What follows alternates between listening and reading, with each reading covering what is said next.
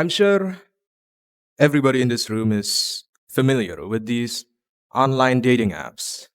I mustn't mention any names, but I'm sure you know the ones.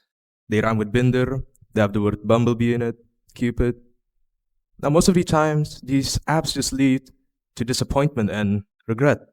But I'd like to tell you a small story about a successful relationship that was formed online. It was between two young people, a city girl and a village boy. It all started with one chat. Eventually, they started chatting more and more, and after a while, they hit it off.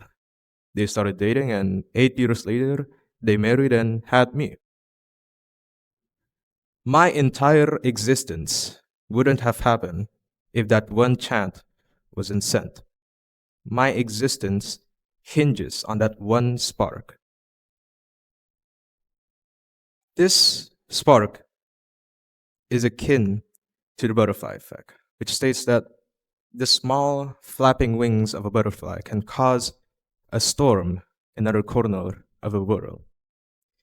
This term, coined by meteorologist Edward Lawrence, states that in each and every complex system, the smallest variable, the smallest change, can have the largest impacts on the whole. I'd like to take our daily lives, for example. We live our lives through big and small moments. We do our routines. We wake up, we brush our teeth, we eat breakfast, and we go to work or go to school.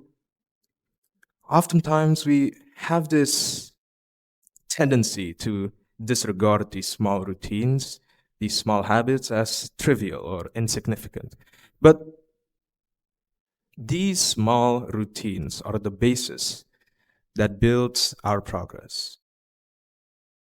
I'm sure each and every one of you has had goals before, and with those goals come failures. But failing is a natural part of the cycle. Just like how Rome wasn't built in a day, progress isn't achieved perfectly. It's a curve constantly going up.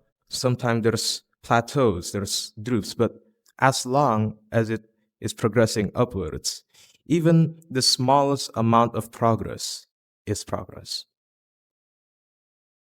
There's this Japanese philosophical concept that I wish to touch upon to you. It's called Kaizen. The kanji translation is improvement, but the full meaning of that phrase is cumulative effort. Cumulative effort for the greater good.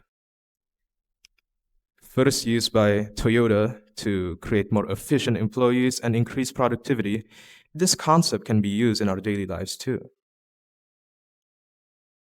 There are four main pillars in this concept, this cycle, which is plan, do, check, and act.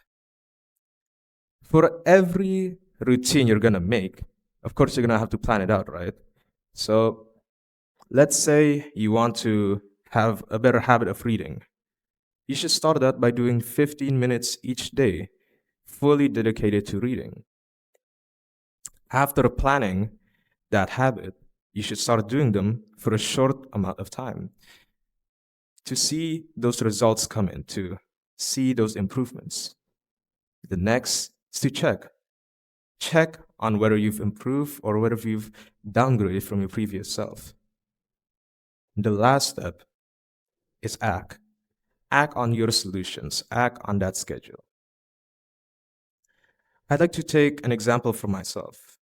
Say, last year, I got into the school's Olympiad team, and I didn't really have a habit of studying, but I tried as my might. I made a small study schedule. It wasn't very demanding, it was only around 10 minutes a day.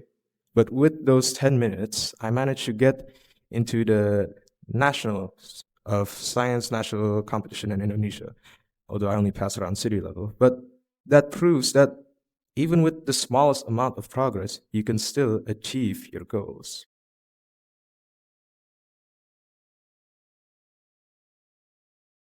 Now, it's easy for us to get discouraged with these small increments, these small steps, because these progress isn't visible to our lives, isn't visible to our eyes.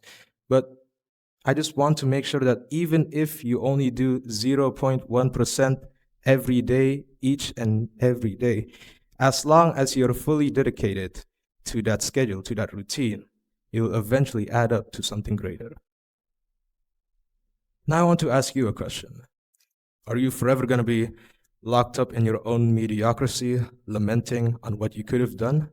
Or are you going to start small? Start from the smallest of steps. Start from that zero point 0.1 and ramp it up from there. Because with the smallest of steps, with the smallest of seeds, it can bloom into the greatest flowers of progress and fruits of your labor. Thank you for listening, and that's all for me.